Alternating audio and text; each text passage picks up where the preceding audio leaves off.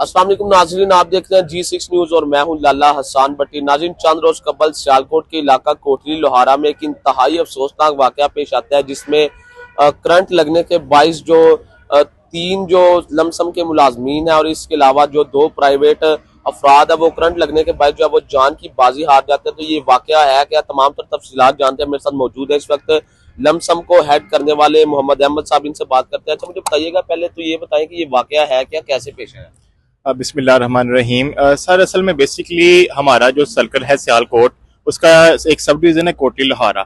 उसमें ये इंसिडेंट पेश आया। इंसिडेंट इस तरह हुआ है कि दो लमसम मुलाजमीन थे और इसके साथ दो प्राइवेट जो है बंदे काम कर रहे थे, और काम करते हुए अचानक से 11 के भी करंट आ गया और उन चार बंदों की जो है मौके पे करंट लगने की वजह से डेथ हो गई, और उस डेथ उनकी फौरन से ही हो गई।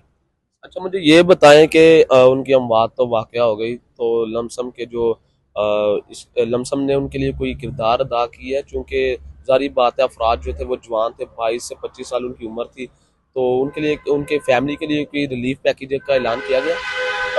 इसके लिए क्योंकि हम लमसम पैकेज पे थे, लमसम वालों के लिए कोई भी किसी किस्म की इस तरह की मराद तो हमारे पास नहीं थी, मगर मेरी जो हमारे रीजनल चेयरमैन है हाजी वलीउर रहमान खान साहब, उनसे बात हुई।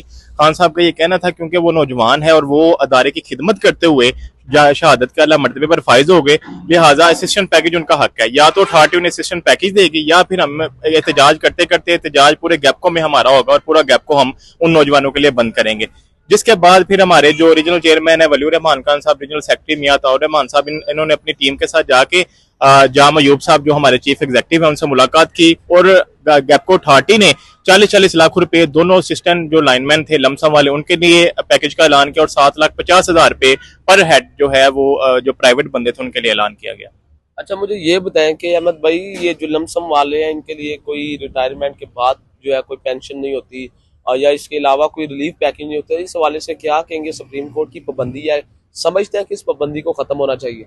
मैं ये समझता हूं कि जो ये पाबंदी, क्योंकि एंटायर उन्होंने डेथ कोटे पे पाबंदी लगाई हुई है, तो ये पाबंदी सबसे पहले तो खत्म होनी चाहिए। दूसरा, जो लमसम का इन्होंने कर दिया ना, ये लमसम को रेगुलर करना चाहिए। अभी भी हमने जो रिटायरमेंट के बाद वाली मराद की बात कर रहे हैं, आप पेंशन की बात कर रहे हैं, उसके हवाले से, क्योंकि ये हमारे जो रिटायरमेंट के बाद है वो बोर्ड ऑफ डायरेक्टर्स के इख्तियारात में होता है।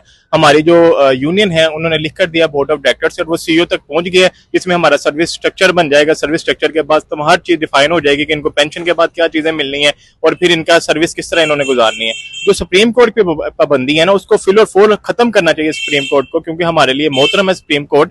उनको उनके फैसले के बाद ये चीज खत्म होनी है, क्योंकि कोई भी अगर डेथ अदारे की खिदमत करते हुए कोई मुलाजम अगर शहादत के अला मरतबे पर फायज हो जाता है, तो उसके बच्चों का, उसकी वाइफ का हक बनता है कि उसकी जगह मुलाजमत करें। तो ये भी एक खत्म होना चाहिए।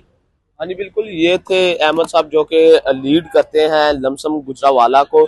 इनका यही कहना था कि ये जो लमसम वालों की अमवात वाक़ई हुई, इस पर जो है इन्होंने एहतजाज जो है वो रिकॉर्ड करवाने की कोशिश की, जिस पर जो है फौरी तौर पर नोटिस लिया गया, और जो मुलाजमीन थे उनके लिए जो है 40-40 लाख रुपए का जो है वो पैकेज का ऐलान किया गया। इसके अलावा इनका यही मुतालबा है कि जो सुप्रीम कोर्ट की जानिब से पाबंदी लगाई गई है जो लमसम के दैट होता है, या इसके अलावा जो रेगुलर मुलाजमीन है उनके लिए जो ये खत्म होना चाहिए, और रेगुलर तौर पर जिसकी भी मौत हो जाए खुदा न ख्वास्ता काम करते हुए, उनको जो है रिलीफ पैकेज भी दिया जाए। जबकि इनका ये कहना है कि इनको भी जो है वो रेगुलर किया जाए, ताकि वो भी अपनी जिंदगी में जो है वो मुराद से फायदा उठा सके।